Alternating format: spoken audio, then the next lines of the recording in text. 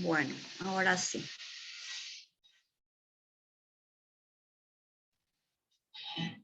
Bueno, vamos a ver un poquito lo que corresponde a celulitis, que nos quedó ya de la infección de partes blandas.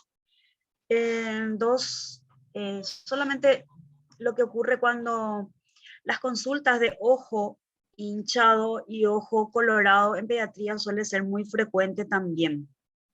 Entonces, tenemos que tener en cuenta que en este lugar la anatomía propia de la cavidad orbitaria, ¿verdad? Que es muy importante tener en cuenta y por eso que tenemos que diferenciar claramente dónde estamos parados. Entonces tenemos la parte que se llama la periorbitaria, está dividida realmente. Nosotros acá por la anatomía del ojo tenemos una lámina, que es una fascia que se extiende y que le da a la cámara del ojo, le da una cámara anterior, por eso se llama periorbitaria o preorbitaria, y lo que está por detrás de esa fascia es lo que nosotros decimos que es el orbitario, ¿verdad?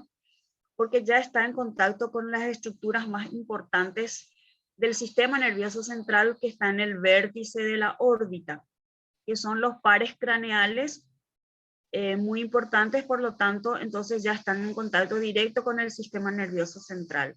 De ahí que siempre esta división es muy importante porque, por supuesto, al estar en contacto directamente con las estructuras del sistema nervioso central, es muy probable que podamos tener complicaciones del sistema nervioso. Y todo lo que está por delante, más bien en contacto con todas las glándulas, los folículos pilosos, es mucho más benigno, ¿verdad?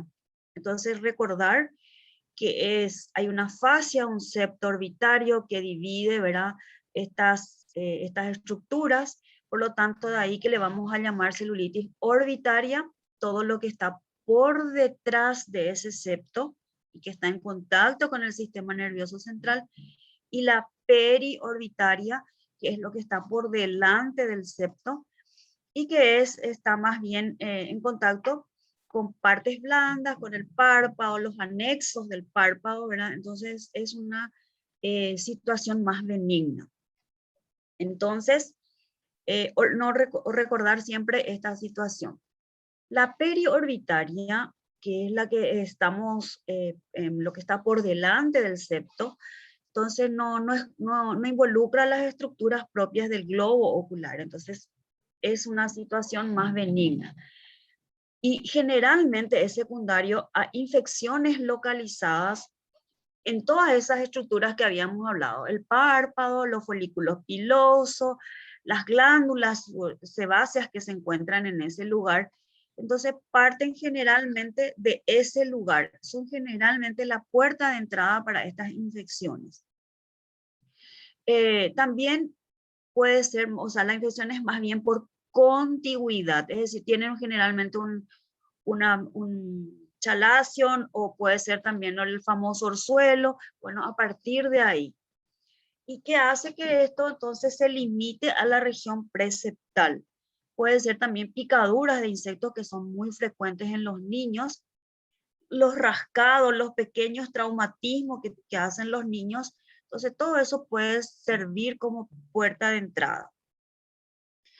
Puede ser también secundaria a una diseminación hematógena, es decir, a partir de otro lugar, que tenemos también las estructuras nasofaringias. En este lugar tenemos los senos paranasales, que están muy cercanos, las fosas nasales, todo lo que corresponde también a la zona peribucal.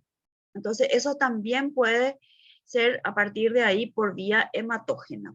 Pero lo más frecuente en la periorbitaria es más bien por contigüidad. Entonces, si nosotros pensamos cómo vamos a analizar, si es postraumática, es decir, una picadura de insecto, rascados o atravieso, entonces siempre pensar en dos gérmenes muy frecuentes, que es el estreptococo y el estafilococo, que son los más frecuentes de la piel, ¿verdad?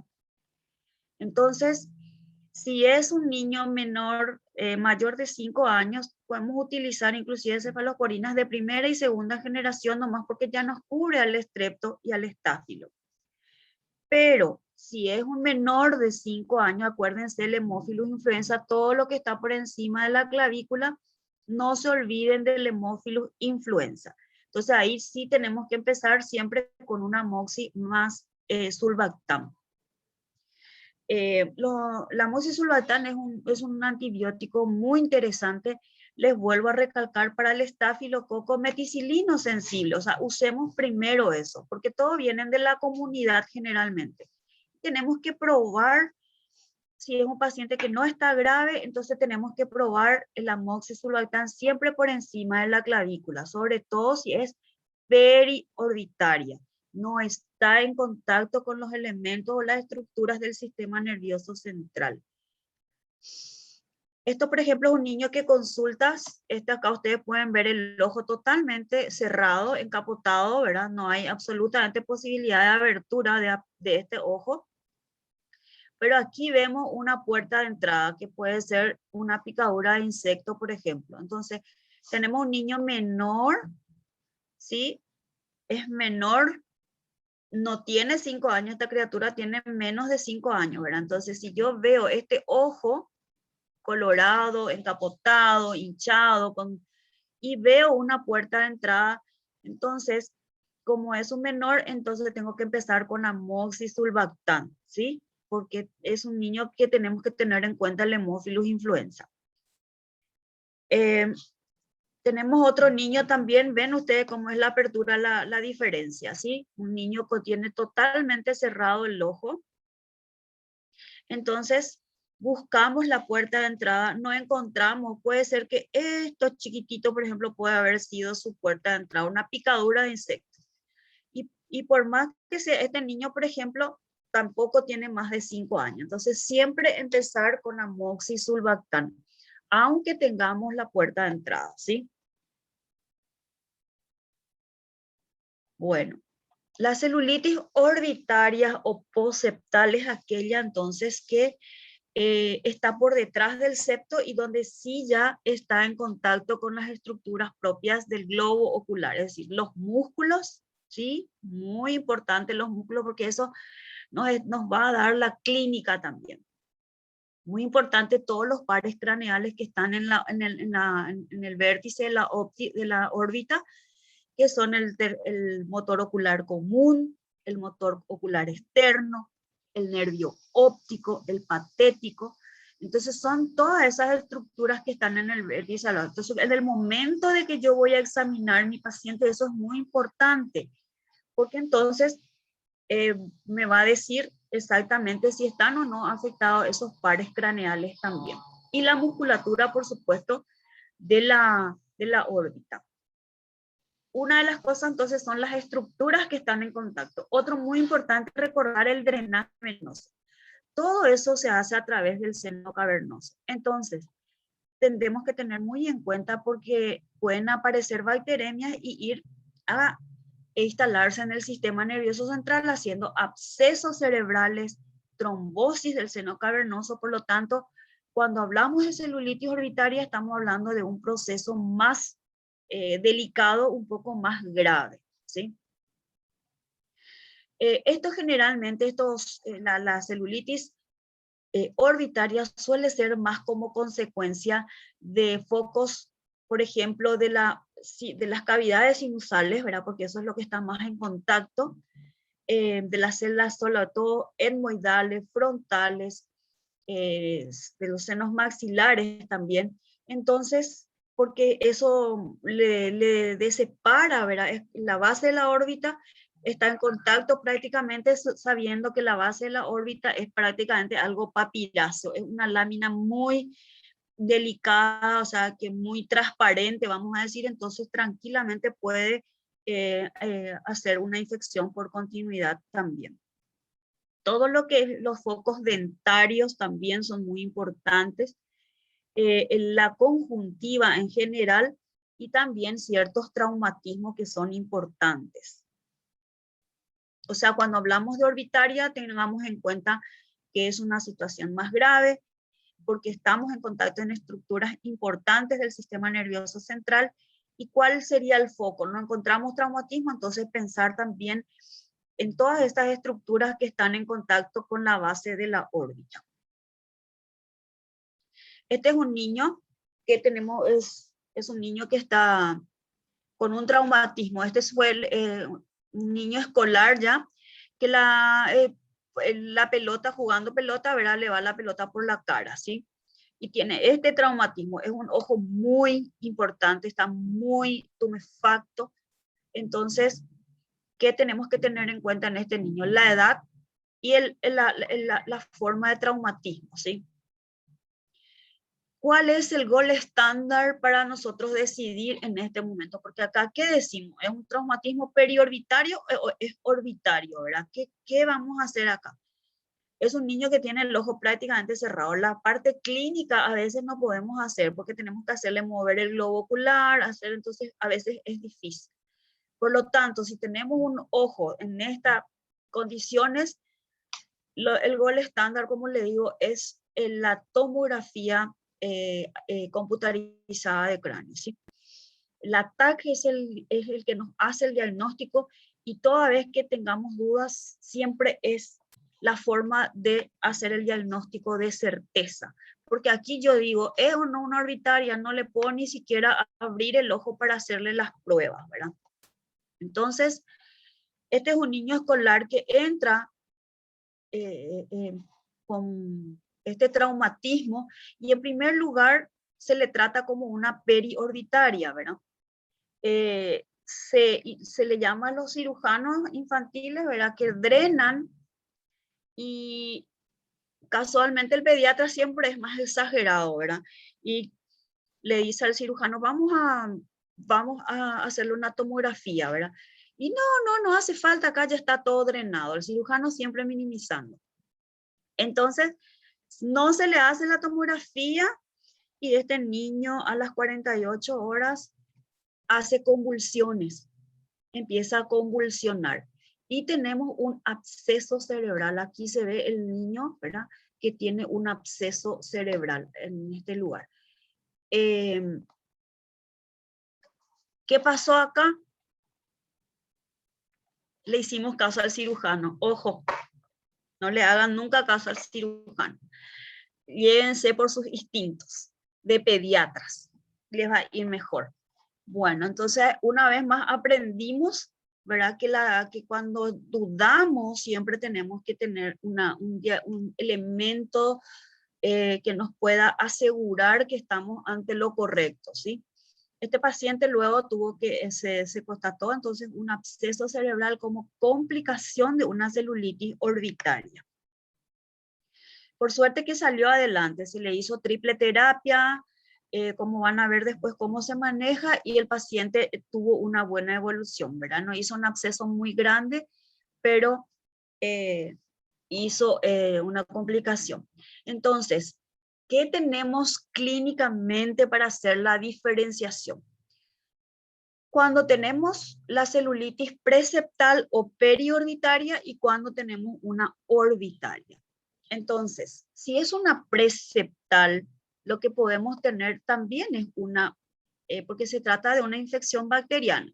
Entonces, podemos tener leucocitosis, una fiebre leve, el edema de párpado puede ser moderado a severo, la proptosis, que es como vimos en ese niño, eso es una proptosis cuando protruye el globo ocular y hace una tumefacción enorme. Eso ya es el globo ocular que está protruyendo. La quemosis, que es muchas veces ese color rojo intenso, ausente o leve también. Dolor con los movimientos oculares ausentes en la preceptal, porque como está delante del septo, no involucra a los músculos. Entonces todos los músculos pueden moverse sin producir dolor.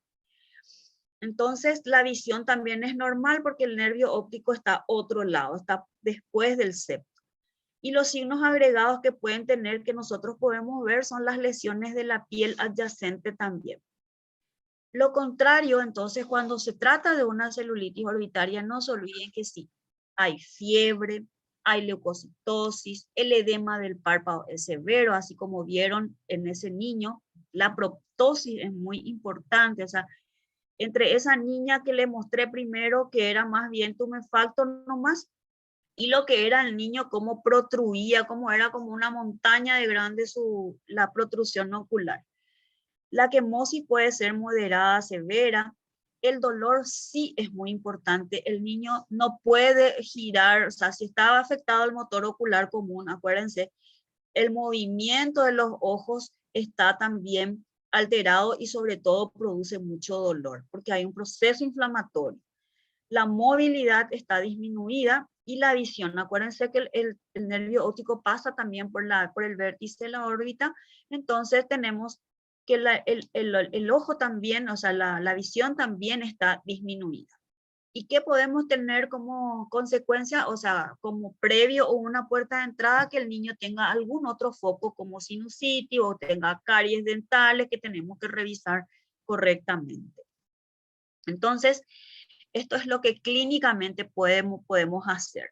Cuando se tratan de niños muy pequeños, por supuesto, no podemos hacer porque ellos no colaboran tanto. Entonces, no perdamos el tiempo y ante la duda, siempre una tomografía. La tomografía de la órbita hace la diferencia y hace el diagnóstico correcto. Entonces, la TAC es el método gold estándar, lo más importante que tenemos que tener en cuenta para hacer el diagnóstico. Y por supuesto se corrobora también con los reactantes de fase aguda. Si nosotros tenemos una celulitis orbitaria, ya tenemos que pensar entonces que nuestro antibiótico tiene que pasar muy bien la barrera hematocefálica. Entonces tenemos que tener claramente que usar las cefalosporinas de tercera generación a dosis meningia y una vancomicina, ¿verdad? Siempre empezar con lo máximo, porque nosotros, como este niño, el anterior que yo les dije que no se pensó en una orbitaria, rápidamente evolucionó a un absceso cerebral. Entonces, tiene que pasar muy bien la barrera hematocefálica. Entonces, y si nosotros en este caso que ya tenemos, que la tomografía nos dice que hay un absceso, no se olviden que los abscesos cerebrales hay que agregar metronidazol también. Entonces, si mi paciente es claramente con un TAC que me dice que hay una celulitis orbitaria, que todo el septo posterior está afectado, yo ya tengo que cubrir entonces con metronidazol, cefo, banco, metro, ¿sí?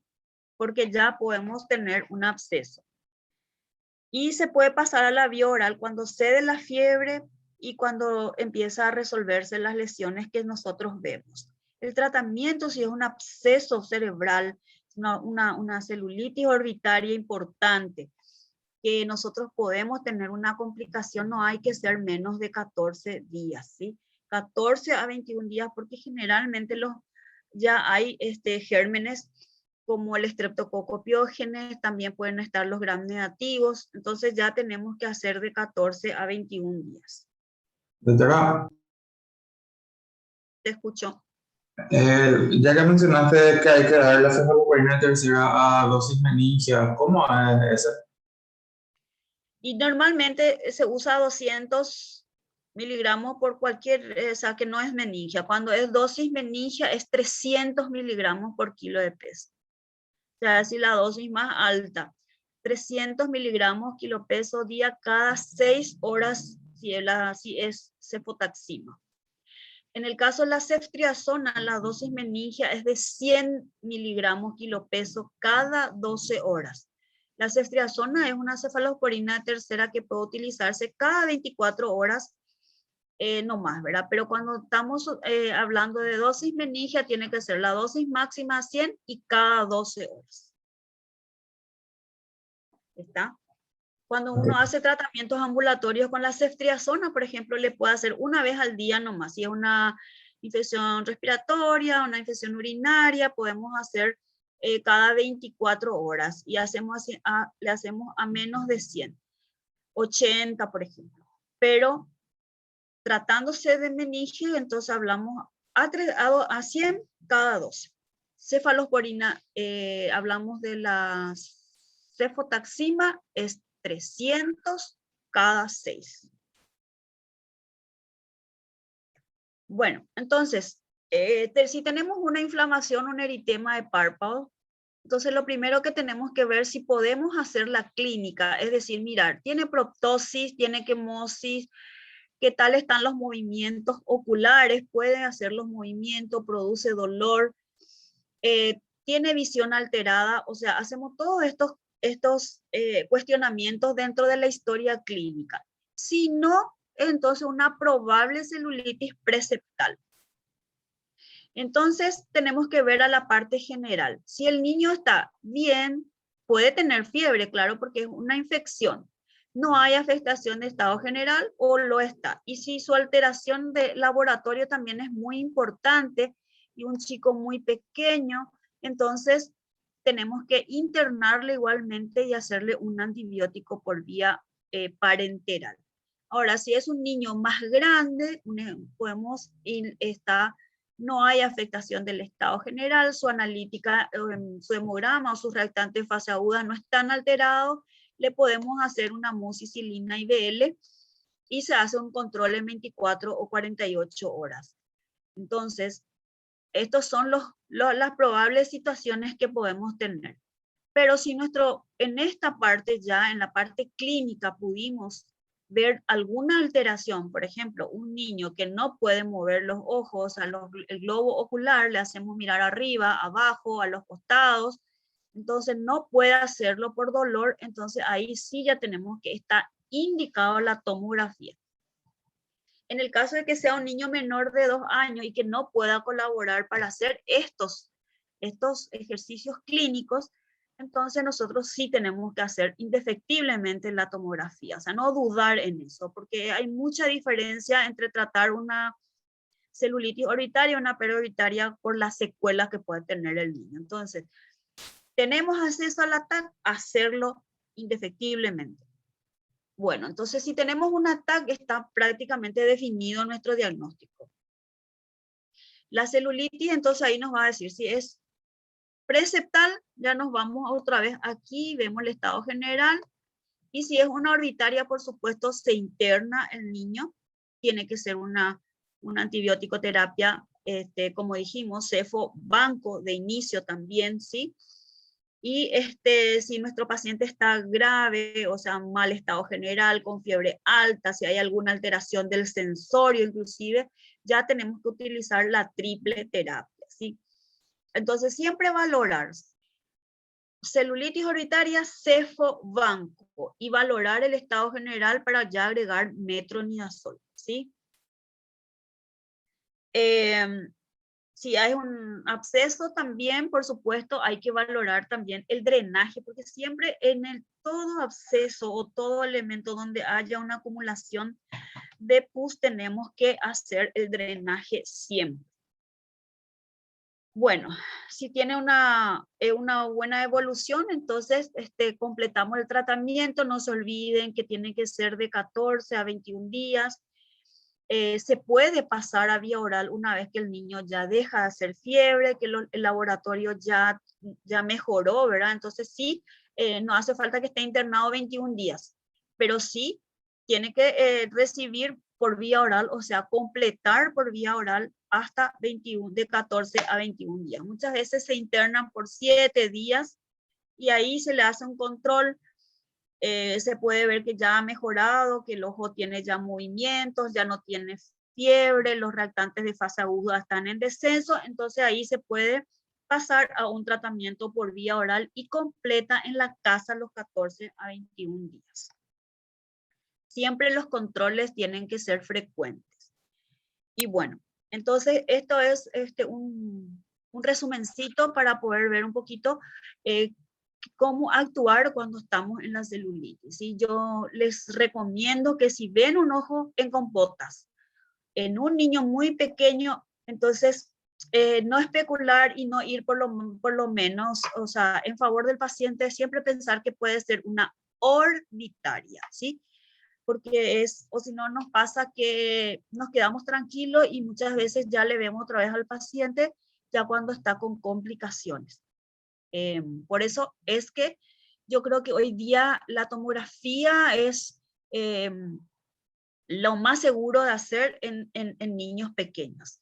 Entonces, no olvidarse y no quedarse tranquilos. Entonces, si no podemos examinar bien el paciente, hacer siempre una tomografía. ¿Alguna pregunta? Doctora, entonces, en menores de la perioditaria en menores de 5 años, entonces, independientemente de que tengamos o no puerta de entrada, siempre es amoxi IBL. Siempre va a ser amoxi IBL, menores de 5 años. Pero si es un niño grande, podemos empezar con otros, pero siempre tengamos una tomografía para dejar esa terapéutica, ¿sí? Sí. Y bueno, y en caso, o sea, no sé si esto puede, o sea, seguro que pasa. Por ejemplo, si no tengo la posibilidad, el paciente no tiene la posibilidad de hacerse un TAC, le trato como una orbitaria nomás ya. O tengo que Sí, esperar, sí o sí. sí, claro que sí. Es mejor asegurar en favor del paciente, siempre es muy importante hacerlo más, asegurarse en ese sentido, decir, ¿cuál es lo más grave? La orbitaria. Entonces, hacerle nomás, si no puedes acceder, entonces por lo menos hasta que puedas tener una tomografía. Hacerle nomás cefobanco, en caso de que no tengas. ¿Está? ¿Se respondió a tu pregunta? Sí, sí, doctora, muchas gracias. Bueno. Ahora vamos a hablar, entonces, terminamos infecciones de partes blandas, donde lo más importante de la patología de partes blandas eran los estreptococos piógenes y el estafilococo. Cuando hablamos de infecciones urinarias, entonces estamos hablando de una patología totalmente diferente en cuanto a los gérmenes. El tracto urinario del niño, entonces... Discúlpame que te interrumpa. ¿Vos cambiaste ya tu diapositiva? Sí.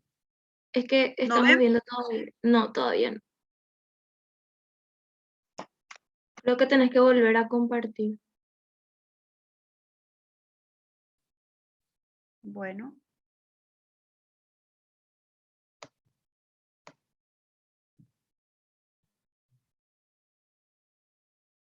¿Ahora? Ahora sí. Bueno.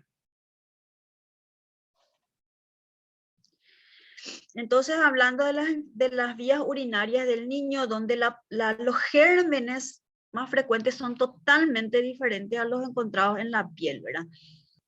Como saben, la Escherichia coli es uno de los gérmenes más frecuentes y otros bacilos gram negativos son los más frecuentes en las vías urinarias del niño.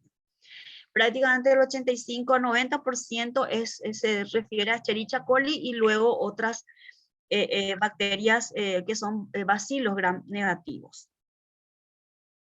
Entonces, la característica muy importante, estamos hablando de una patología que es muy frecuente en el niño. O sea, las infecciones urinarias en el niño menor, sobre todo los menores son muy frecuentes.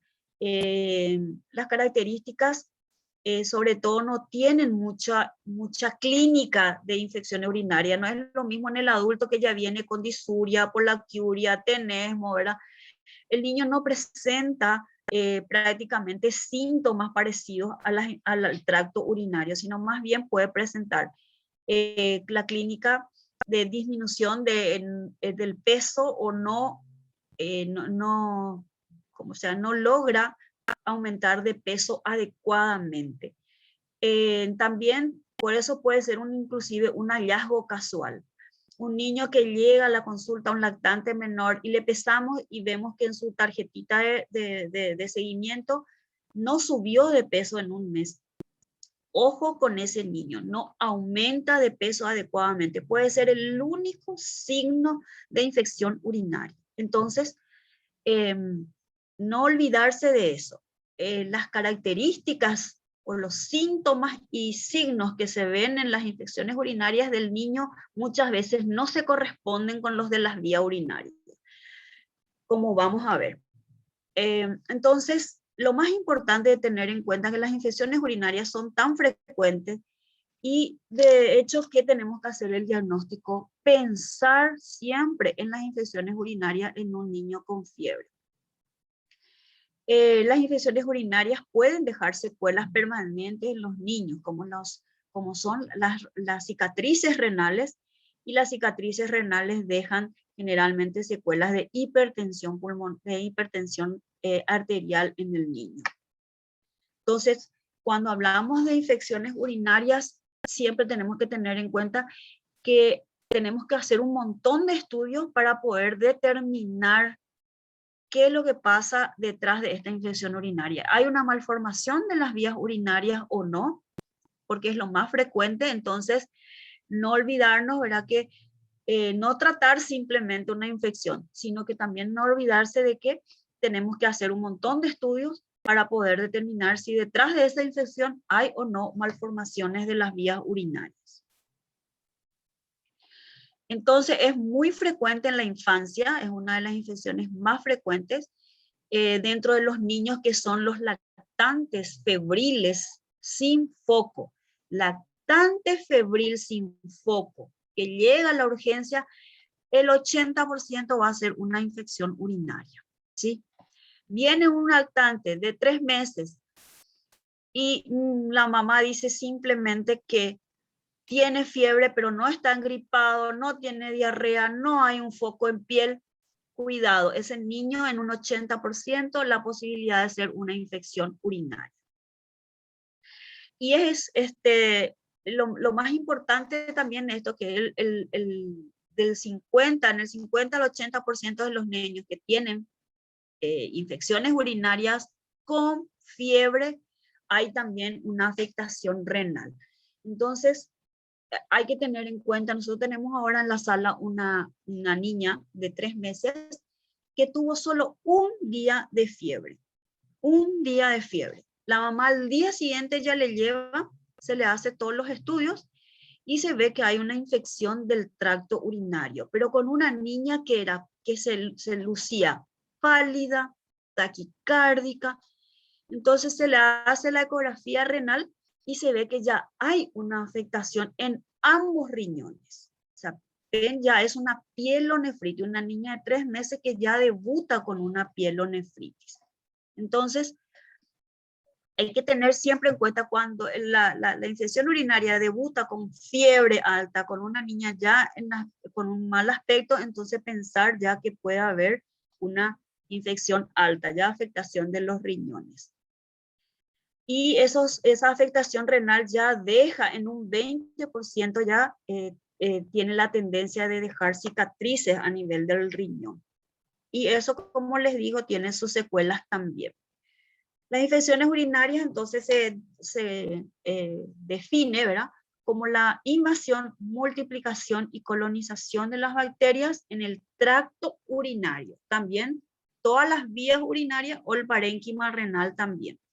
Puede o no haber síntomas asociados.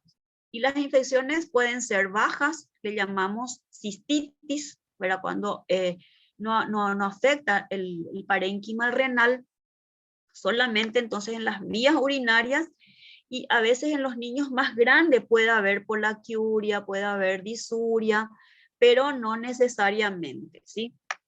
¿Cómo puede ser en los lactantes pequeños? Puede tener una orina de color diferente, una orina de color y olor diferente, es decir, ambas cosas.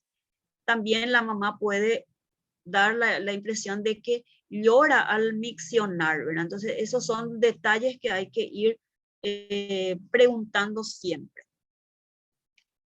La pielonefritis aguda, o sea, una infección urinaria alta, generalmente ya compromete el estado general del paciente porque ya afecta a los riñones. Puede ser uno o ambos riñones. Ya está la fiebre, dolor lumbar, sobre todo en los más grandes, y el paciente tiene ya alteración de del laboratorio, de los reactantes de fase aguda. Generalmente leucocitosis con neutrofilia, una eritrina acelerada, una PCR alta, y también, por supuesto, el estudio citoquímico de la orina ya está también alterado, y sobre todo la parte de cilindros. Los cilindros vienen ya del parénquima renal, es decir, los cilindros granulosos cuando están presentes en la orina ya tenemos que pensar que hay una infección urinaria alta. Cilindros granulosos viene ya del parénquima renal, o sea, eso ya me está indicando que es una infección urinaria alta. En la orina simple, si yo veo en mi orina simple que dice, dentro del contexto dice cilindros granulosos presentes, ya hablo de que es una urinaria alta. Doctora, tengo una pregunta. Ayer justamente en la urgencia llegó un pacientito de 1 año, 5 meses, y él solamente estaba con fiebre. Hace 3 días, no, hace un día estaba con fiebre. Y se le hizo todo su laboratorio y no había nada fuera de lugar. Pero no tuvo ningún cuadro respiratorio, no tuvo vómito, no tuvo diarrea, nada, nada, nada. Y ahí es mi duda, que si tiene solamente un día de fiebre y pensamos que es una ITU, puede ser que vengan en rangos normales su laboratorio si no tuvo ningún cuadro previo de un cuadro respiratorio o algo. Pero es negativo tanto los reactantes de fase aguda Sí. como la orina. En la orina no había nada. No había nada tampoco. Bueno, más adelante puede ser otra infección también. Puede ser una infección de oído. No sé si le miraron bien el oído. A veces nadie le mira el oído, por ejemplo, al niño, ¿verdad? Entonces, por eso digo, lactante febril sin foco, pero habiendo revisado todo, oído, garganta, toda la parte de piel, hay que revisarle muy claramente, por eso sin foco, una fiebre sin foco, quiere decir que no hay ni un foco que se ve. Entonces ahí tenemos un 85% de que puede ser una infección urinaria. Y más adelante yo les voy a mostrar cuándo un niño que tiene una infección urinaria puede salir una orina limpia. Resulta ser que el niño orina frecuentemente, ¿verdad? Entonces, sobre todo algunos que usan todavía pañal, entonces no contienen todavía. ¿Qué es lo que pasa? Que el lavado, la micción permanente actúa como un lavado de las bacterias, ¿verdad? Entonces, por eso siempre es más importante hacer los análisis en las primeras horas de la mañana, en donde puede haber todavía una buena concentración, porque en la vejiga tenemos elementos que son bactericidas. El propio epitelio de la vejiga tiene elementos que lo que hacen es luchar contra estas bacterias o estos patógenos, ¿verdad? Así como la piel se defiende claramente de las bacterias, bueno, también el epitelio de la vejiga tiene elementos que hacen que luchan con estos patógenos, ¿verdad? Entonces, cuanto más lavado, cuanto más micciones tiene el niño, entonces más lavado de bacterias. Eso puede ocurrir también.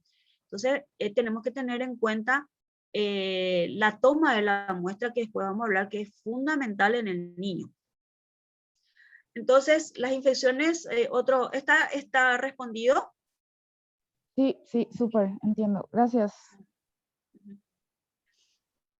Bueno, la infección urinaria puede ser también complicada, es decir, nosotros tenemos un niño que tiene fiebre alta, que tiene un cuadro tóxico, que luce mal, que tiene vómitos, entonces ya con una deshidratación nosotros no podemos mandarle a la casa porque necesita internarse. Es decir, este niño tiene ya un aspecto que no podemos mandarle a su casa y sobre todo porque está, por ejemplo, con vómitos y el niño no va a poder tomar la medicación. Entonces se necesita por lo menos internarse hasta que mejore esos aspectos generales y luego para enviarle a su casa.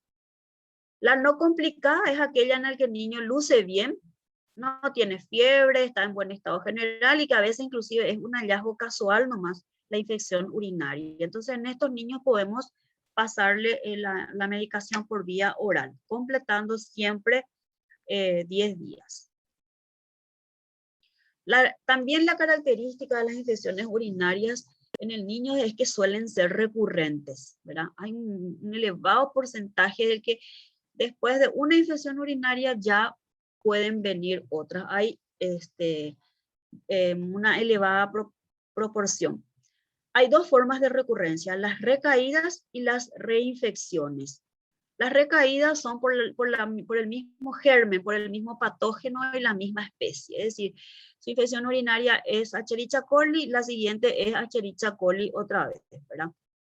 La reinfección se ve sobre todo en niños que tienen disfunciones vesicales o que usan catéteres, donde ya los patógenos pueden ser diferentes. Primero es una Escherichia coli, luego viene un proteus, por ejemplo. En ese caso ya se habla entonces de una reinfección porque no es el mismo patógeno.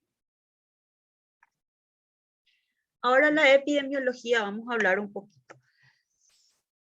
Hay una mayor prevalencia de las infecciones urinarias en las niñas por la uretra corta y por la cercanía de la uretra a también el orificio vaginal y el orificio anal, ¿verdad? Entonces, siempre las niñas llevan adelante en la posibilidad de hacer una infección urinaria. También los niños, sobre todo que no están circuncidados, también suele ser más frecuente. Los varones, ¿quiénes? Los no circuncidados o los que tienen fimosis. Es más frecuente. También tenemos que tener en cuenta que detrás de esa infección urinaria hay un 30 o un 40% de posibilidades de que ese niño tenga una malformación urinaria. Por eso que hacer el diagnóstico de infección urinaria es demasiado importante, porque hay un elevado, el 40% de que el niño tenga una malformación, desde una válvula uretral posterior, puede ser una duplicación del uréter, o sea, hay muchísimas malformaciones que pueden estar manifestándose como una infección urinaria. Es por eso, entonces, la importancia de que nosotros tengamos que investigar, sobre todo en ese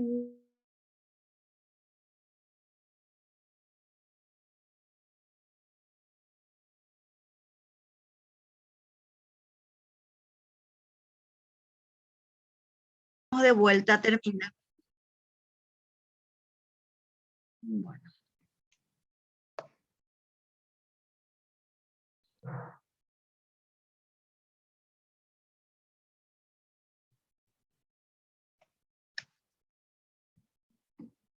¿Hasta qué parte me escucharon?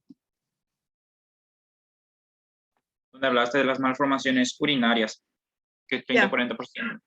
Sí, perfecto.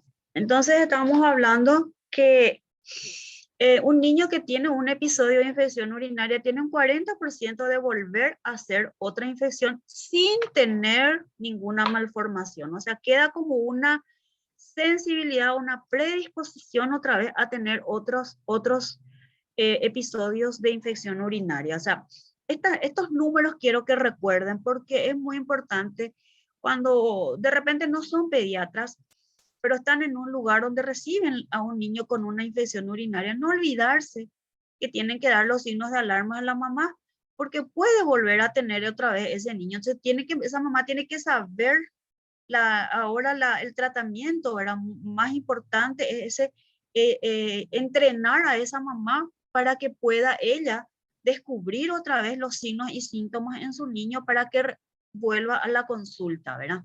Entonces, nosotros tenemos que pensar en estos números. Primero, que una infección urinaria, detrás de una infección urinaria puede estar una malformación, ¿sí? Que tenemos que detectar. Y por otro lado, que ese niño, aunque no tenga una malformación, tiene un 40% de hacer nomás luego otra vez otra infección urinaria, ¿sí? Entonces, por eso que nuestros ojos, nuestras antenitas tienen que estar muy bien prendidas ante una infección urinaria en el niño. Bueno, como el diagnóstico es también complicadito porque no tiene muchas veces síntomas el niño, entonces eso hace más dificultosa el diagnóstico, ¿verdad? Entonces, pensar siempre que la infección urinaria no siempre tiene síntomas del tracto urinario. La recogida de muestra también es complicada porque una mamá de 2 meses, usted es una nena y le dice si tiene que tomar la orina para subir, ya se desmaya luego enseguida, ¿verdad? Entonces, ¿cómo hago para tomar una muestra en un niño de 2 meses, ¿verdad? Porque es complicado, o sea, como mamá pónganse en el lugar y dice, ¿cómo voy a tomar la muestra de un niño de 2 meses? Entonces, eso ya dificulta y no, nadie tiene la paciencia suficiente. Entonces, muchas veces tenemos que llegar a sondar a ese paciente, a hacerlo por sondaje, por ejemplo, cuando la mamá no puede hacerlo. Entonces, la probabilidad de bacteremia también es muy importante. Cuando nosotros tenemos un niño con una infección urinaria, cuanto más chico es el paciente, hay más probabilidades de hacer bacteremia. Es decir, que a partir de su infección urinaria, él pueda hacer una infección generalizada, ¿verdad? Y ahí podemos hablar de la sepsis de origen urinario. Entonces, un RN tiene 31% de hacer una sepsis o una bacteremia a partir de una infección urinaria, o sea, muy alta, ¿verdad? Entonces, el recién nacido luego no se hace el tratamiento ambulatorio, tiene que indefectiblemente internarse. Todos los lactantes menores de 3 meses tienen una posibilidad de el 18% de hacer una infección generalizada, o sea, hacer bacteremias. Entonces, este grupo etario nosotros no solemos luego mandar, es decir, tiene una posibilidad muy alta de hacer bacteremias, por lo tanto, el tratamiento siempre tiene que internarse el paciente, nunca en forma ambulatoria. Pero cuando son más grandes, ya a medida de los 3 meses para arriba, ya tienen menos posibilidades de bacteremia. Entonces, generalmente si está bien, ya le hacemos nomás el tratamiento por vía oral. O sea, esto también es muy importante de entender. Bueno, las vías urinarias de los niños y de todos, cuando estamos sanos, ¿verdad? Son estériles. Todo el tracto urinario es estéril. Entonces, ¿cómo ingresan las bacterias a las vías urinarias? Ingresa de la propia flora gastrointestinal generalmente. Por eso la Escherichia coli es la más frecuente. La Escherichia coli es un patógeno que está luego preparado para migrar. Miles de fibrinas que tiene y hasta tiene un flagelito allí, ¿verdad? Entonces hace muy fácilmente que vaya migrando hacia las vías urinarias. La vía hematógena es más frecuente en los neonatos, ¿verdad? Más que la parte de ascenso de la flora intestinal. Después tenemos también las infecciones nosocomiales, ¿verdad? Que sí es a través de los catéteres, cuando le sondamos al paciente, cuando hacemos tomas de muestra a través de los sondajes. Bueno, ahí nosotros podemos introducir gérmenes también. Los adolescentes generalmente que son sintomáticos y tienen un seguimiento patológico, pero tienen un urocultivo negativo, pueden estar también en la clamidia. No se olviden la clamidia, que es un patógeno de modísima, ¿verdad? Y sobre todo por la promiscuidad también, y los adolescentes que no se cuidan, ¿verdad? Entonces, tenemos muchos adolescentes que tienen síntomas, pero que no viene un cultivo negativo. Ahí puede estar porque la clamidia tiene un requerimiento de crecimiento bastante especial. Entonces, a veces si no pedimos que busquen clamidia, no le van a encontrar. Entonces, hay que pensar siempre en este patógeno en los adolescentes. Para que el organismo produzca una infección, ¿verdad? En el tracto urinario, tiene que poder colonizar, dijimos, tiene que estar donde suele estar colonizado. Suele estar en el saco suprepucial del varón, del niño, y también en el periné en las niñas, ¿verdad? Entonces, en este caso siempre tenemos que tener en cuenta si la niña usa pañal, si la mamá cada vez que le va que elimina sus heces, le lava o solamente le cambia el pañal, ¿verdad? Todas esas cosas son muy importantes preguntar. Hay mamás que solamente le cambian el pañal y no le lavan la colita al niño, entonces eso es una falta de higiene. Entonces eso lo que hace es que permanezcan estas bacterias colonizando esa zona del períneo.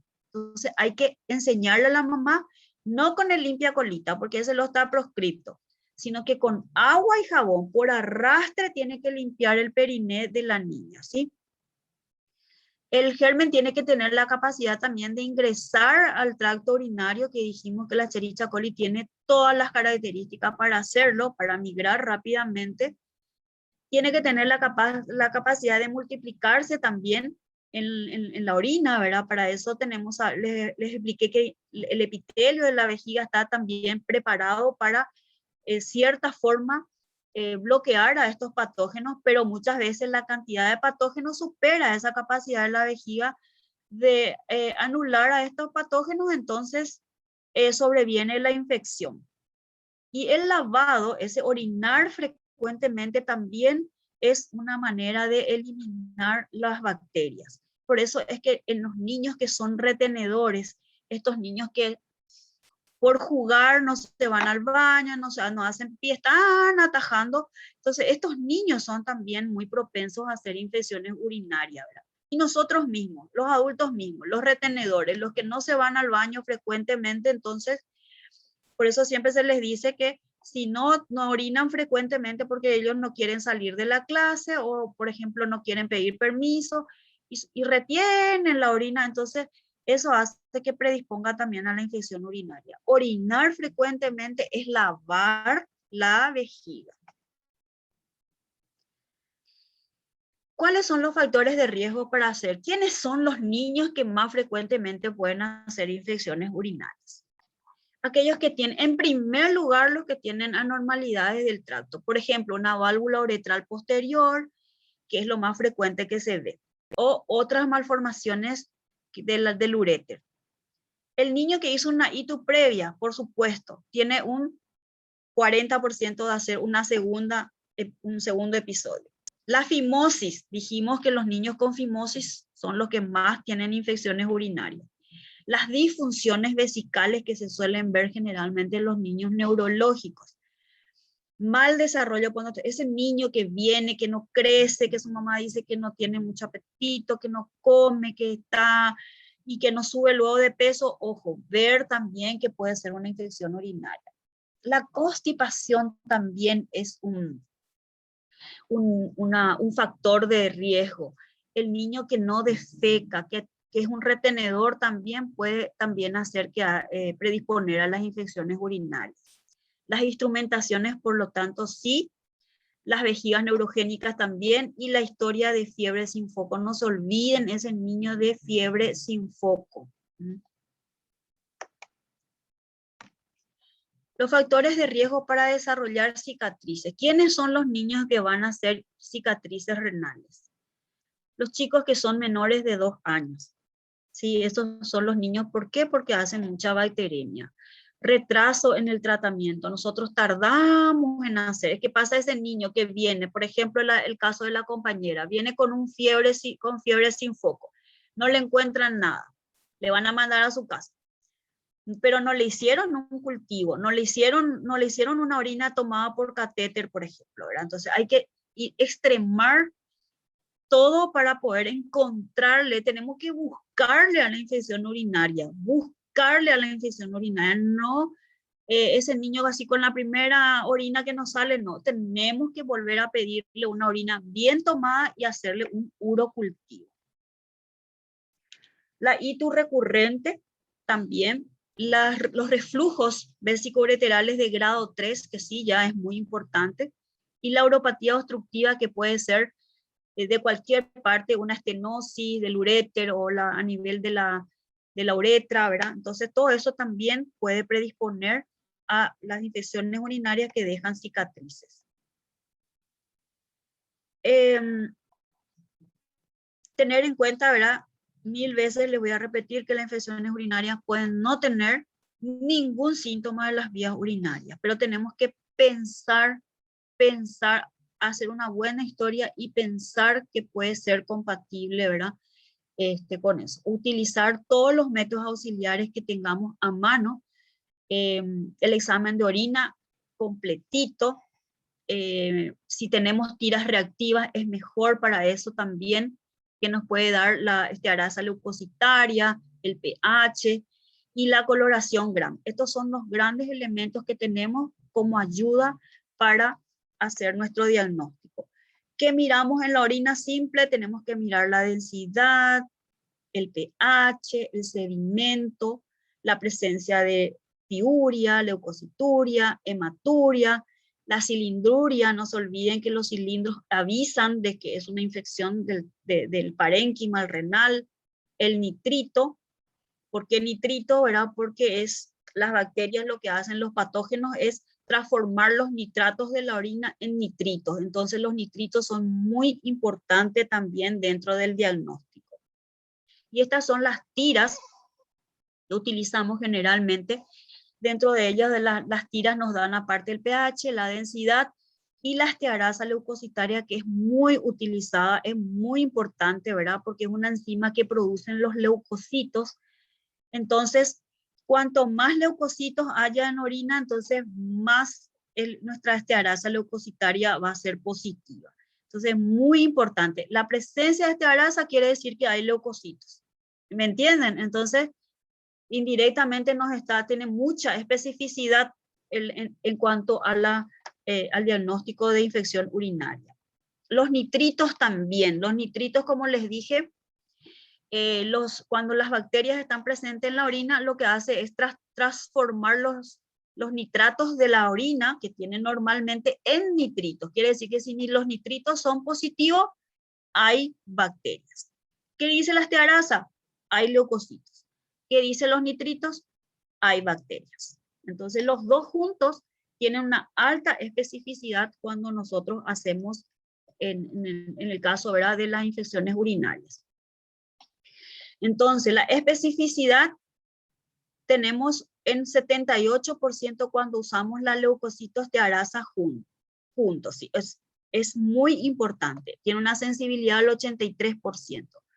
Los nitritos tienen específico 92%. Si hay nitritos, nos está hablando de una especificidad muy importante.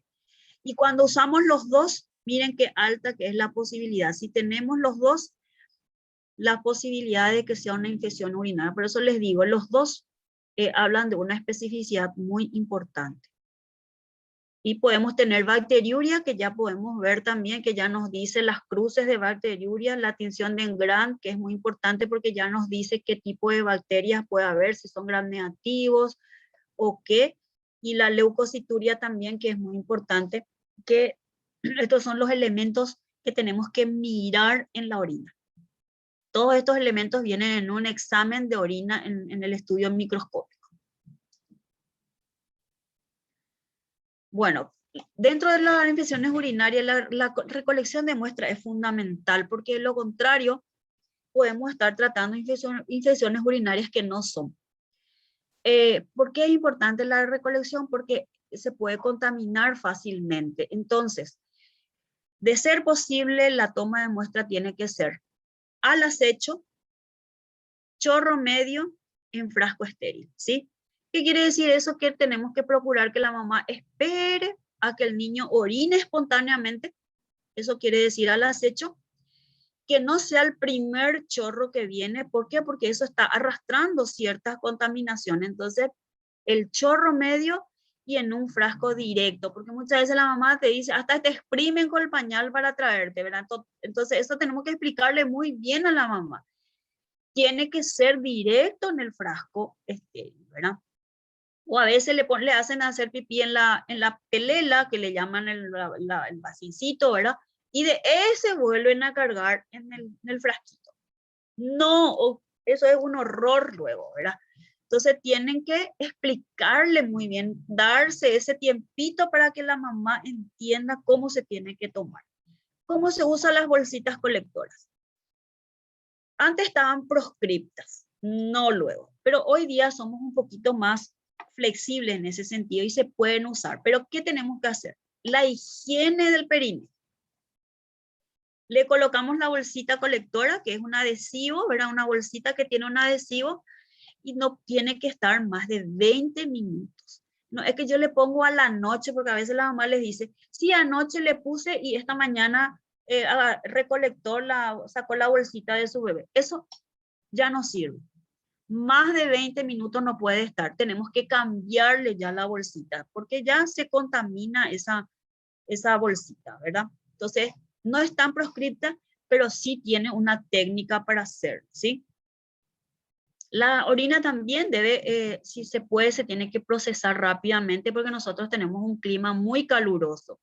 Entonces tenemos que procesarlo rápidamente. Esas son las formas al acecho. La punción suprapúbica solamente se utiliza en recién nacidos, en ocasiones de realmente excepcionales. Y el cateterismo vesical sí usamos con más frecuencia, que es tomar la muestra a través de una pequeña sondita para tomar la muestra, ¿verdad? Pero tiene que ser también hecho en forma estéril, es decir, hacerlo bien con una buena higiene perineal para hacer el sondaje. La orina tiene que ser colocada rápidamente entre 4 y 8 grados, que es la temperatura de la heladera. O sea, si la mamá le toma la muestra, entonces puede meter en la heladera para que pueda servir por varias horas, ¿verdad? Entonces, si está refrigerada, puede durar hasta 24 horas, pero en medio ambiente rápidamente no nos sirven los elementos, ya se degradan.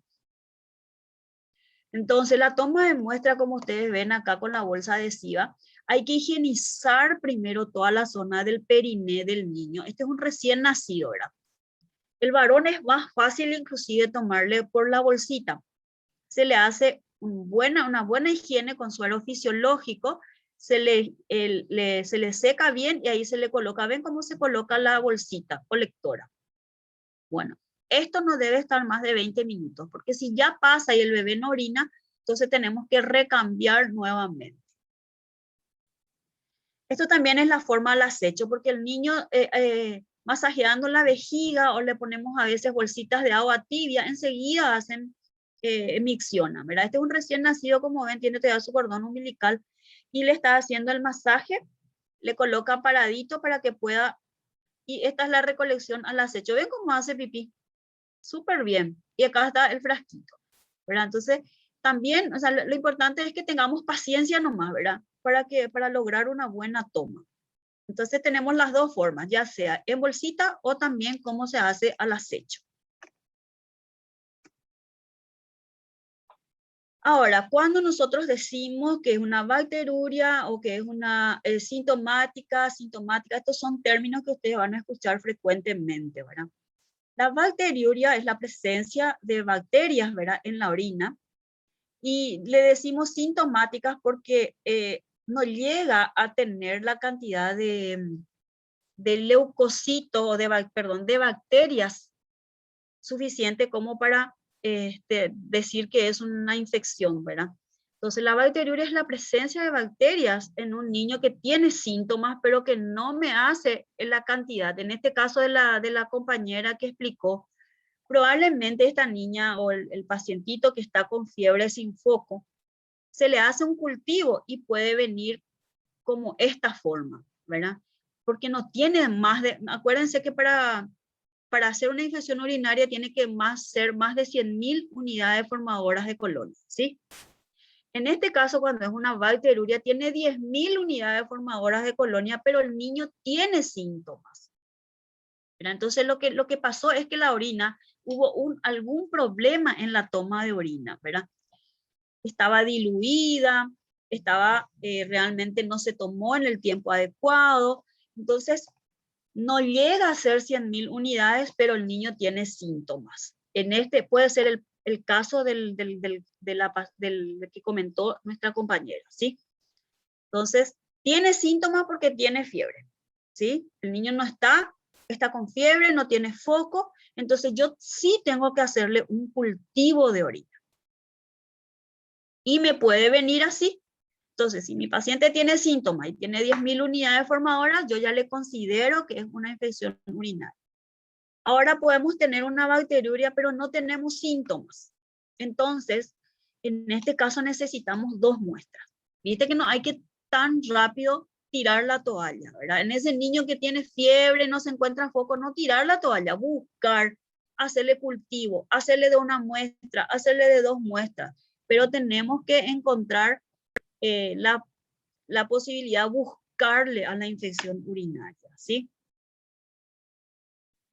El urocultivo es imprescindible para el diagnóstico. Yo no puedo hacer diagnóstico de infección urinaria solo con la orina simple. Tengo que tener mi cultivo.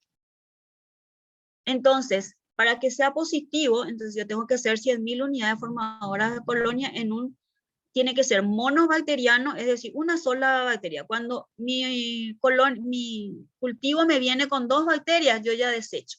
Tengo que volver a hacer. Entonces, porque ya es contaminación. En una muestra de chorro medio o al acecho. Eso es lo que tiene que ser 100.000 unidades formadoras de colonia. Si está tomado de una punción suprapúbica, una colonia es suficiente, porque se hace de punción directa. Y si está obtenida por cateterismo, entonces solo es necesario, o sea, más de 10.000 unidades formadoras de colonia ya es suficiente.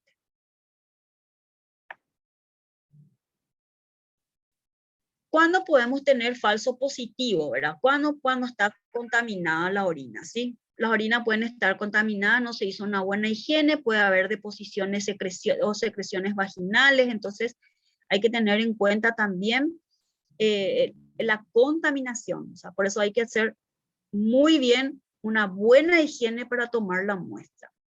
Los colectores que están colocados más de 20 minutos también ya pueden contaminarse. La demora en el envío de la muestra, esa muestra estuvo al 38 grados centígrados, estuvo ahí, entonces se degradan todos los elementos y ya no nos va a servir. Entonces, ojo con el tiempo también que queda en la mesa del laboratorio, ¿sí?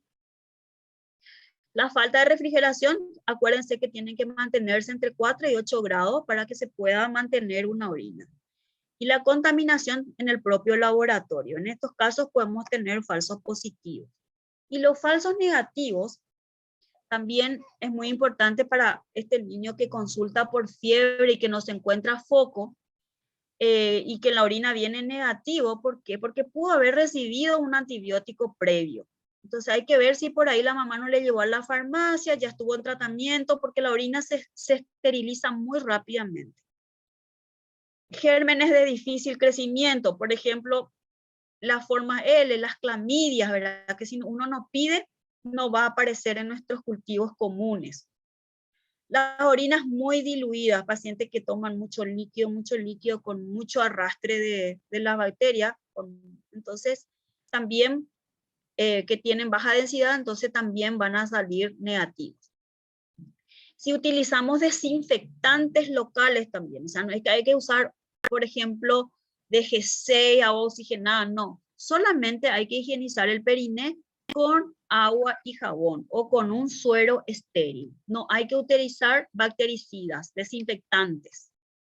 Y también cuando hay una obstrucción completa del lado del uréter, por ejemplo, si hay una pielonefritis del lado derecho y nuestro uréter de ese lado está obstruido, por supuesto, las bacterias no van a caer tampoco, ¿verdad? Entonces, estos son los casos en los cuales nosotros podemos, estando el niño con una infección urinaria, tenemos orinas o nos retornan orinas no patológicas. Una pregunta, doctora. Antes. En la recorrida la vez pasada, la doctora Gil preguntó cómo nosotros vamos a saber por laboratorio si es que la orina estaba contaminada o no. Si es fidedigno ese laboratorio para decir si es una orina patológica, o sea, un resultado de orina patológica o no. Y vos me vas a responder ahora que sabes, ¿qué le vas a preguntar a la mamá? O sea, ¿por qué vos vas a sospechar que está contaminado, por ejemplo? ¿Sí? ¿Qué No, te ¿qué dice preguntas? la mamá? Le preguntas, tengo una La orina y forma. sí, la forma de recolección, ¿verdad? Te va a decir la mamá, ¿no le higienizaste? No, no le higienizaste. ¿Fue chorro medio? No, no fue chorro medio. Entonces ya está contaminado, ya vos ya sospechas que eso es, que no está bien hecha. Entonces la toma de muestra es muy importante. Sospecha de contaminación, dice, ¿verdad? Un falso positivo, sospecha de contaminación. Eso que dijimos, esos falsos positivos que podés tener. Acá está. Entonces le preguntas a la mamá, ¿cómo tomaste la muestra? Y te va a decir, le puse una bolsita y la bolsita estuvo más de 3 horas por ahí. No orinaba, no orinaba, entonces estuvo más. ¿Le higienizaste para ponerle la bolsita? No le higienicé. Otro factor. Entonces, la higiene, el tiempo que tuvo la bolsita puesta, la demora, ella le tomó a la medianoche y dejó ahí en su mesa y estuvo casi 5 horas. Entonces tampoco hay también, ya hay contaminación. La falta de refrigeración, es decir, estuvo en 38 grados nuestro clima o le puso en la heladera. Entonces esas son todas clínicamente sospechas de contaminación, ¿sí? Ok, gracias.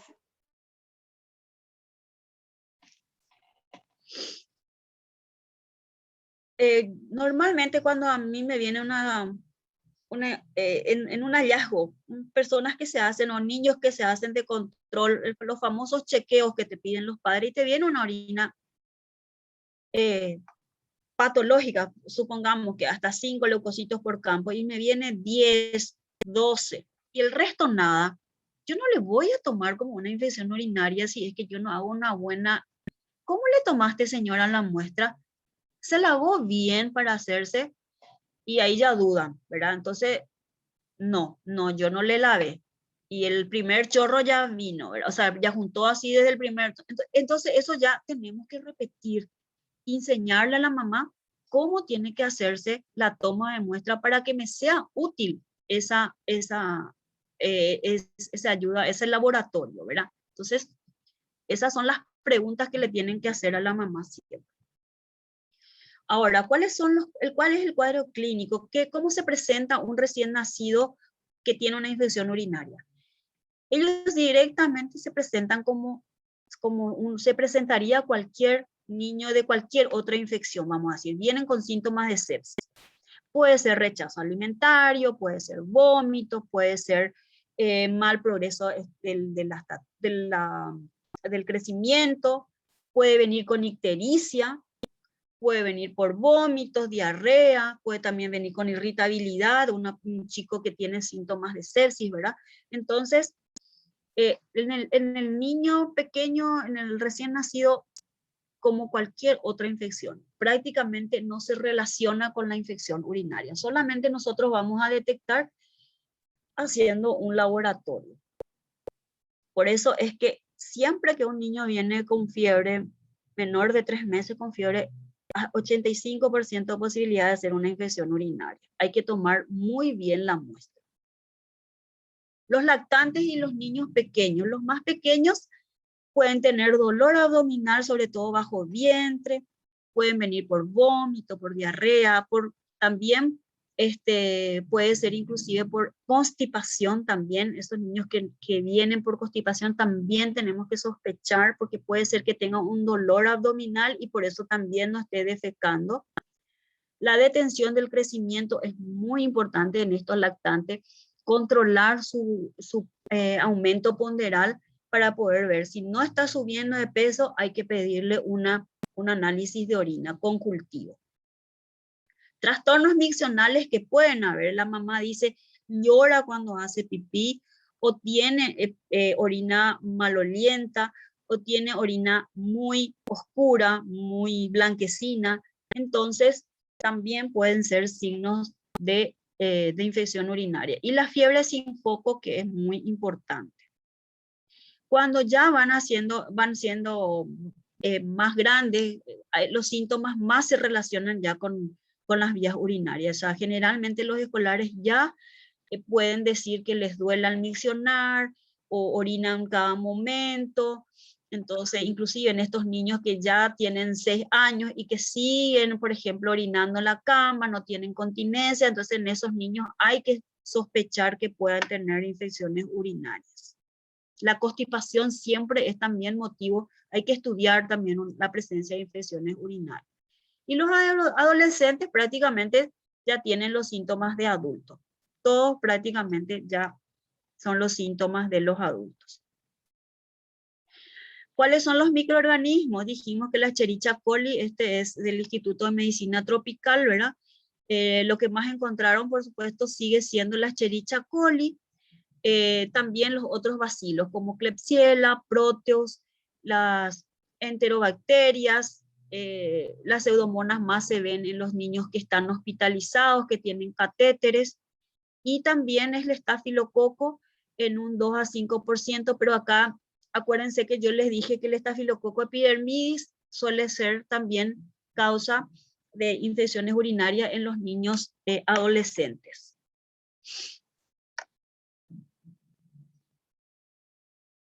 Bueno.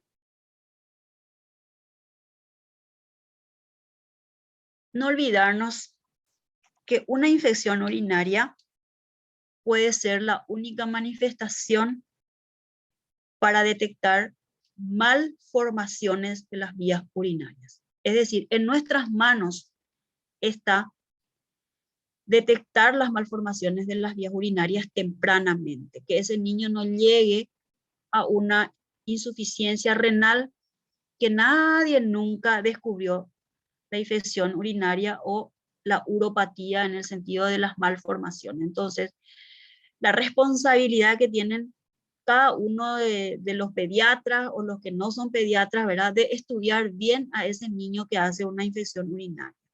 ¿Por qué? Podemos descubrir los reflujos, ¿verdad? En los diferentes grados, cuanto menos grados tiene, por supuesto, más probabilidades de que el niño no tenga cicatrices. Y otros cuadros obstructivos del árbol urinario también, las válvulas uretrales posteriores, las vejigas neurogénicas, todo eso tenemos que descubrir al tiempo. El 31% de los niños que tienen una evidencia de la infección urinaria está por detrás una uropatía que es de tipo del reflujo vésico-ureteral.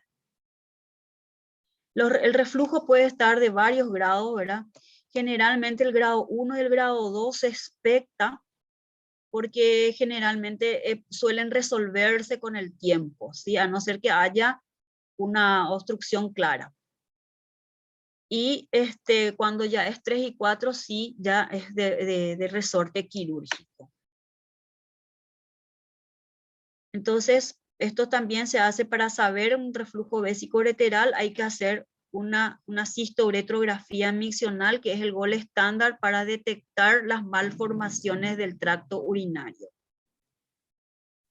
Esta es la cistografía, cómo se puede ver los reflujos en los diferentes grados. Aquí ustedes pueden ver un reflujo de primer grado, cómo se ve pequeña dilatación nomás del uréter. En este ya se ve las otras estructuras, acá ya está involucrada la pelvis, ¿verdad? Entonces, un mega uréter prácticamente ya el otro en el grado 5. Entonces, el gol estándar para detectar malformaciones de las vías urinarias es la cistouretrografía miccional. ¿Cuáles son los elementos que tenemos para hacer el diagnóstico? Ya dijimos primero en imágenes. La orina simple, y el cultivo, el gram y cultivo. Esos son los elementos de la orina. Ahora, ¿cómo podemos ir avanzando con nuestros estudios? Tenemos los estudios por imágenes. La ecografía renal, que puede ser con o sin Doppler. La cistouretrografía, que les acabo de mostrar cómo se ve una cistouretrografía, cómo se ve todo el tracto urinario, ¿verdad? Es lo más importante para ver tracto urinario, las malformaciones. Después tenemos también el centellograma renal, que está bastante utilizado porque nos ayuda sobre todo a ver si existen o no cicatrices lo que nos muestra muy bien el centellograma renal es la presencia de cicatrices. Entonces, vamos a hacer imágenes cuando necesitamos localizar una infección del tracto urinario, si es alta, baja, el diagnóstico de reflujo, qué grado de reflujo, si hay otras malformaciones y también si hay secuelas, si hay cicatrices renales. Entonces aquí tenemos las diferentes metodologías que la ecografía renal, por ejemplo, sí falta todo primer episodio de infección urinaria en el niño tiene que hacerse una ecografía. ¿Entienden? Todo primer episodio de infección urinaria tiene que hacerse una ecografía. Es barata, no invasiva y también puede valorar perfectamente cómo se encuentra el parénquima renal, ¿sí? Lo que pasa es que es operador dependiente. Entonces, cuando ustedes piden una ecografía renal que sea con personas que están acostumbradas a hacer a niños. Ahora, la cistouretrografía misional, que es mirar, pero claramente todo el árbol urinario, es muy importante cuando se vuelve a repetir la infección urinaria. Infección urinaria a repetición. Y cuando hay ya una ecopatológica, cuando la ecografía nos está diciendo que no ve muy bien, pero parece que hay algo, entonces ya tenemos que hacer una cistouretrografía. Y el primer episodio de pielonefritis también ya necesita hacerse una cistouretrografía.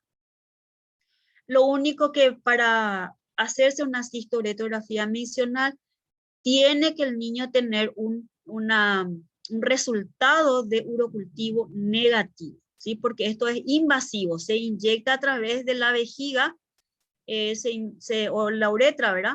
Se hace una sonda y se inyecta contraste, por lo tanto es invasivo. Entonces el niño tiene que estar con una orina estéril, ¿sí? Tiene que tener un resultado de cultivo negativo. Y luego tenemos el centellograma, que es muy importante, es sobre todo lo que es importante porque nos da la presencia o no de cicatrices. Cuando hacemos un centellograma podemos ver bien la función del riñón, la funcionalidad y la presencia de cicatrices. Es decir, no es muy bueno un centellograma, no voy a hacer para ver dónde está la deformidad o la malformación del tracto urinario. No, solamente si quiero saber la función y las cicatrices renales. Bueno, entonces, la eco renal, ya les di las ventajas, las desventajas, y la cistoletografía es el gol estándar, sí, para el diagnóstico de reflujo, sí, de las malformaciones. El centellograma que se hace en fase aguda, que es los primeros días hasta los 14 días, nos da la detección de las alteraciones si hay una pielonefritis, ¿verdad? Si nosotros hacemos el centellograma dentro de los 14 días de la infección urinaria, nos va a dar perfectamente porque está alterada la concentración en este caso, del contraste que se coloca. Y para detectar cicatrices tiene que hacerse luego de 6 a 12 meses después de una infección urinaria. Si yo quiero saber si deja esa infección urinaria, dejó o no cicatriz, tengo que hacer el centellograma, pero tengo que hacerle después de los 6 meses de la infección. ¿Está? Entonces, centellograma en fase aguda para ver si no hay una pielonefritis. Dentro de los 14 días. Si quiero saber si dejó cicatriz, tengo que hacerle después de 6 meses recién mi centellograma. Bueno, el tratamiento es poco sencillo. Tenemos que tener en cuenta que una infección urinaria, antes de darle la medicación, tenemos que tomar una buena muestra. Tenemos que asegurarnos de que la muestra sea para el cultivo, sea como tiene que ser. Chorro medio, con una buena higiene previa, ¿sí? Buena higiene previa, chorro medio, y también influye mucho cómo se conserva la orina también. todo eso puede alterar mi cultivo. Entonces, una vez que yo tomo una buena muestra, puedo iniciar el tratamiento y cuando me retorno a mi cultivo, ver si el antibiótico que estoy usando entonces es adecuado o no según el resultado del antibiograma. El antibiótico se utiliza para aliviar los síntomas, por supuesto, porque rápidamente, generalmente los antibióticos tienen muy buena concentración renal, las que se utilizan, entonces rápidamente mejoran los síntomas. Prevenir las recurrencias también, hay que hacerlo el tratamiento adecuado, el tiempo adecuado, y así evitamos el daño renal. Cuanto más rápido tratamos una infección urinaria, más rápido también mejora y no se afecta el riñón. Aparte del antibiótico, tenemos que dar abundante líquido. ¿Por qué? Porque dijimos que el efecto lavado de la vejiga, cuanto más lavado, más fácilmente se eliminan las bacterias también. El vaciamiento vesical periódico y completo, es decir, que el niño tiene que acostumbrarse a orinar frecuentemente. La higiene perineal, hablarle perfectamente a la mamá que los niños no pueden asumir la responsabilidad de higienizarse solos. Hay que siempre estar al lado del niño para higienizarse el área genital. Y la corrección también, por supuesto, si hay alguna malformación, lo antes posible tiene que corregirse esa malformación de las vías urinarias. ¿Quiénes se internan? Los menores de 3 meses que tienen una infección urinaria se deben internar. O sea, no hay vuelta que dar. Infección urinaria en el menor de 3 meses se interna. Si el niño que es mayor pero tiene una afectación del estado general, se interna. Si no hay una buena tolerancia a la vía oral, se interna. Y también si nosotros creemos que hay un factor social y vemos que la mamá no entiende mucho, no puede darle la medicación, no tiene para comprar, entonces sí o sí tenemos también que internar. El tratamiento por vía oral, el tratamiento empírico inicial, ¿verdad? Cuando sospechamos de una infección urinaria, se puede hacer con las cefalosporinas de tercera generación. Usamos de primera línea la cefixima a 9 miligramos por kilo de peso. También hay estudios que se hacen y que se puede utilizar las cefalosporinas de primera y segunda generación. ¿Se acuerdan que tenía una que podía utilizarse para la Escherichia coli, la cefalexina y la de segunda generación, que es la cefuroxima? Pero eso siempre tenemos que esperar el retorno. O sea, empezar con la cefalexina, esperar el retorno bacteriológico. Si me dice que sí, sigo. Y si me dice que es resistente, tengo que cambiar. ¿Sí? La nitrofurantoína también es algo que se puede usar. Es más 4 a 6 miligramos, pero esto generalmente cuando ya tenemos resistencia a los primeros. Y la amoxicilina IBL que habíamos dicho cuando hablamos de IBL, que tiene muy buena concentración en riñón, 4 o 6 veces más que en el plasma. ¿Se acuerdan que dijimos? Entonces también puede ser una opción, pero siempre tenemos que empezar con esto, pero esperar el retorno bacteriológico que nos diga que podemos seguir. Los niños que tienen enfermedad grave deben recibir el tratamiento no menos de 10 días.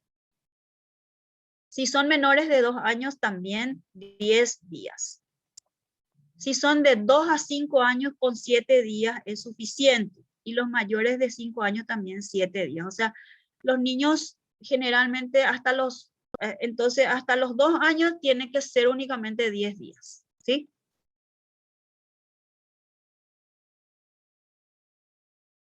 El tratamiento también es que cuando el paciente, el parenteral, ¿verdad? Cuando tenemos la cefotaxima, la ceftriaxona, dijimos que la dosis pueden ser 200 miligramos la cefo. Dosis meningia, no se olviden que es 300, que me preguntaron hace rato.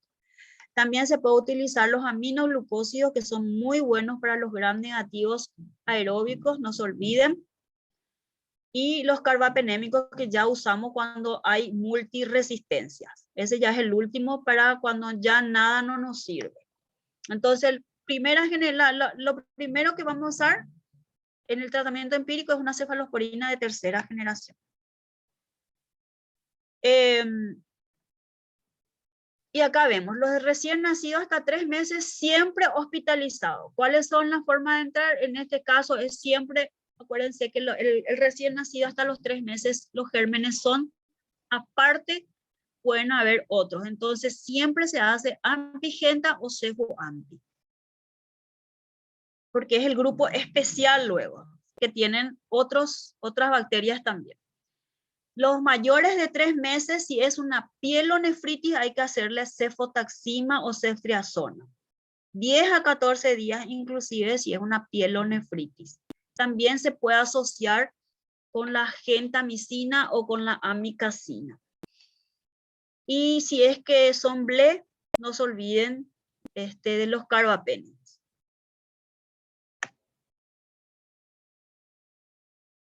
Bueno, la deshidratación puede agravar un poquito nuestro paciente y tenemos que tener en cuenta para hidratarle bien a nuestro paciente que si permanece con fiebre, no responde al tratamiento, pensar que puede haber un bacilo resistente, un BLE.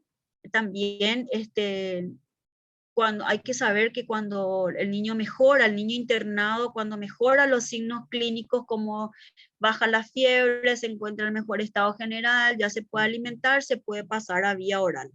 Que no es que tienen que estar los 10 días internados, ¿sí? Y también la persistencia de síntomas, ¿verdad? Que tenemos que pensar en las resistencias bacterianas, no olvidarse en el cultivo, tomar cultivo siempre antes de empezar el antibiótico, porque eso nos va a dar también el norte, nos va a dar el rumbo que va a tomar nuestro tratamiento, ¿sí? Y bueno,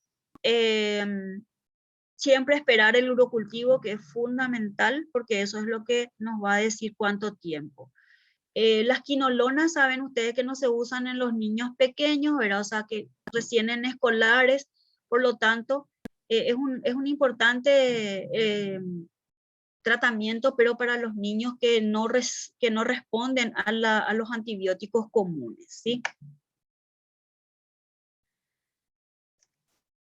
Y también en las infecciones urinarias tenemos la posibilidad de hacer los tratamientos de quimioprofilaxis, es decir, evitar tratar al niño para que no vuelva a tener las infecciones a repetición. Está muy bien estandarizada y establecida.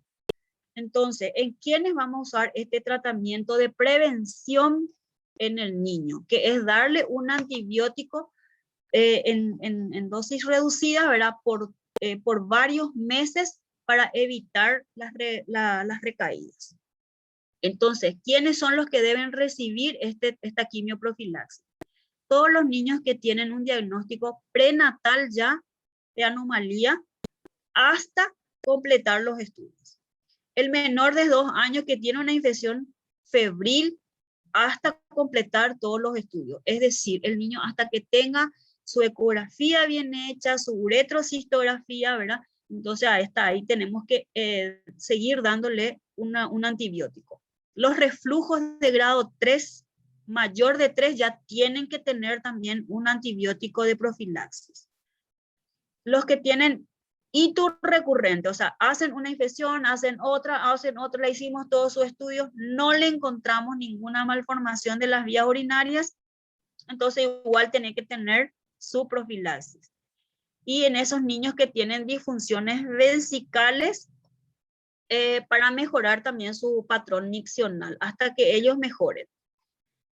Todos haciendo esta quimioprofilaxis se vio, ¿verdad?, que un 60% disminuye el riesgo sobre todo de que los pacientes hagan infecciones graves y sobre todo que tengan secuelas a nivel del riñón, ya sean cicatrices y también disfunciones vesicales. Entonces, tenemos que tener en cuenta que siempre estos ítems, estos 2, 4, 5 ítems que tenemos, siempre tenemos que utilizar un antibiótico de profilaxis.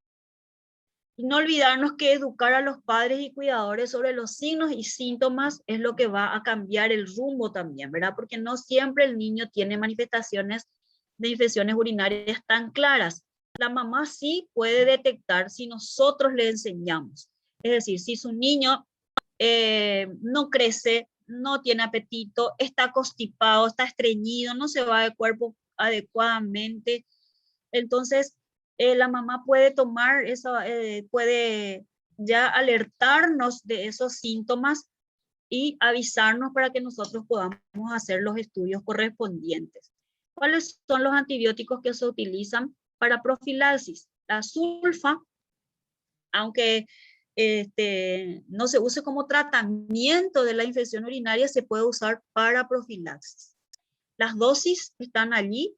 También se puede usar las cefalosporinas de primera, la nitrofurantoína, y también de acuerdo también se puede utilizar de acuerdo también a la experiencia que uno tiene con el niño, ¿verdad? Si nosotros le estamos haciendo una profilaxis con sulfa, pero el niño igual hace sus infecciones urinarias, entonces tenemos que ir cambiando. Las dosis que se utilizan no son las dosis completas. Se utilizan 25% nomás de la dosis total. Y se suele hacer en los niños que son continentes, esos niños que ya regulan su micción, se puede utilizar en las horas de la noche. Solamente una vez al día por la noche, ¿sí? Y bueno, el control evolutivo es fundamental. El niño, ya dijimos que hay mucha recurrencia, por lo tanto, por lo menos los primeros 3 meses de un niño que tuvo una infección urinaria tenemos que controlar nuevamente, ¿sí? Entonces, se termina el tratamiento, tenemos que pedir una orina para corroborar que primero se haya curado, ¿sí? Y luego, durante los primeros 3 meses, tenemos que estar.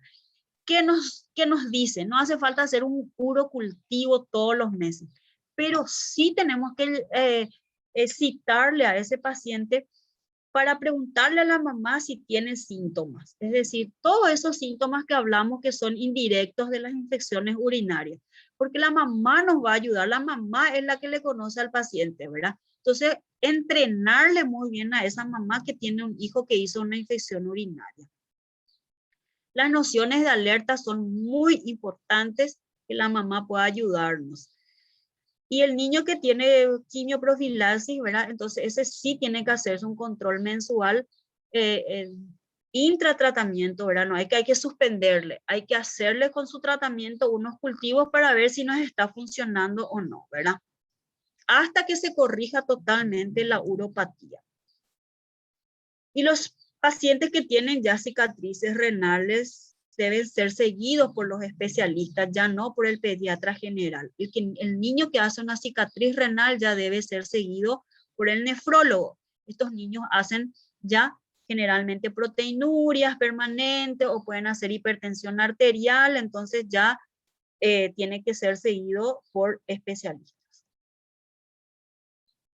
Bueno, entonces en las infecciones urinarias primero tenemos que sospechar. Tenemos que sospechar porque el niño a veces no tiene síntomas. Tenemos que comprobar con el laboratorio si correctamente tomando las muestras. Debemos hacer un esquema de tratamiento adecuado a la edad del niño. Todos los niños menores de 5 años tienen que recibir 10 días de tratamiento. Y también tenemos que entender que detrás de esa infección urinaria puede haber una malformación. Por lo tanto, debemos completar los estudios. Primer episodio de infección urinaria es sinónimo a una ecografía bien hecha. Y el seguimiento prolongado. El seguimiento prolongado, educándole a la mamá y alertándole a la mamá sobre todos los signos que ella nos pueda ayudar a detectar. Bueno, debe ser sospechada por la clínica, comprobada, debe ser estudiada radiológicamente y tratada con el antibiótico y el tiempo adecuado, ¿sí? Y el control que es fundamental por la recurrencia. Y bueno, terminamos. Hoy es el día del pediatra, así es que vamos a estar recibiendo seguro los saludos. Estamos muy felices, una especialidad hermosa. Tenemos contacto, podemos tener contacto con la mamá y con los niños que son para nosotros lo más hermoso que hay, ¿verdad? Porque a veces nos peleamos mucho con la mamá de ese niño, ¿verdad? Pero ese niño no tiene la culpa de la madre que tiene. Entonces nosotros tenemos que hacer nuestro trabajo de pediatras con todo cariño y más enfocado a estos niños, ¿verdad? Que muchas veces son abandonados, no son bien tratados, ¿verdad? Entonces, toda nuestra energía, todo nuestro cariño y toda la ciencia en favor siempre de que ese niño pueda ser un adulto que sea un bien para la sociedad. Así es que para aquellos que les gusta la pediatría, ¿verdad? Es una especialidad hermosa. Y les invito, ¿verdad? A que algunos que sientan esas ganas, porque más que, más que una profesión es una misión en la vida. Así es que les deseo a todos los que quieran seguir, ¿verdad? Que abracen esto con todo el corazón, porque es muy gratificante. Y bueno, Muchas gracias, doctora. Que pases súper bien en tu día. gracias, un abrazo a todos. Nos vemos el Chao, lunes. Gracias, Dale, doctora. doctora. Felicidades, Nos doctora. vemos. Doctora, muchas Felicidades, doctora. gracias. Chao, Chao, chao. chao. Chao, doctora. Feliz día. Gracias, gracias. Chao, chao.